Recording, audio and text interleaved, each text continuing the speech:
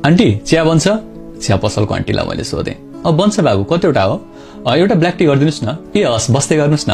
ए aunty सुन्नुहोस् त, अनि चुरोट पनि पाइन्छ? हामी चुरोट बेच्दैनौँ नि बाबु। तिमी यस्तो जवान केटाहरू सबै आफ्नो छोरा जस्तो लाग्छ, अनि आफ्नो छोराहरूलाई कसरी कुलतमा फसेको हेर्न सक्छु र म छक्क परेँ। काठमाडौँको अधिकांश होटलहरूमा चुरोट र चिया सँगै बेचिन्छ।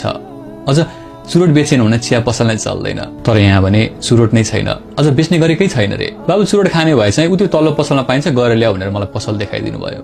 घरबाट टाढा भएपछि घरको याद नआउने त कुरै भएन। त्यसमाथि चिया पसलको आन्टीले छोरा भनेपछि चुरोट पिउने आँटे आएन।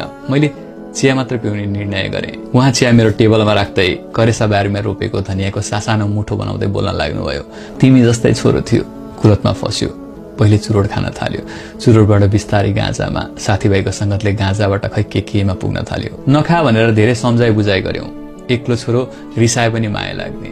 उसको हरेक चाहना पूरा गर्न केही नाइनास्ती गर्न सकेनौ। हुर्किँदै गयो, उसले चाहेको कुरा मन खुसी गर्दै गयो। अनि अहिले चाहिँ उसले चुरोट छोड्यो आन्टी? मैले चियाको ग्लास अगाडि बढाउँदै सोधेको थिएँ। अहिले उसले चाहेर पनि खान सक्दैन, अनि हामी खाऊ बाबु भनेर भन्न पनि सक्दैनौ। साँझ मम्मी ढोका खोल न भन्छ कि जस्तो लाग्छ। यो फोनमा मम्मी म आज आउँदिन, साथीकोमा बस्छु है भनेर फोन गर्छ जस्तो लाग्छ। झुकिएर उसको लागि पनि कहिलेकाहीँ एक भाग खाना बसाल्छु।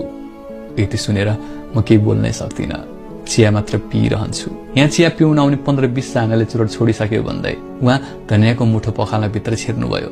धनियाँको मुठो पखाल्न भित्र छिर्नुभयो कि आँखाको आँसु पखाल्न भित्र छिर्नुभयो, मैले ठम्ब्याउन सकिनँ।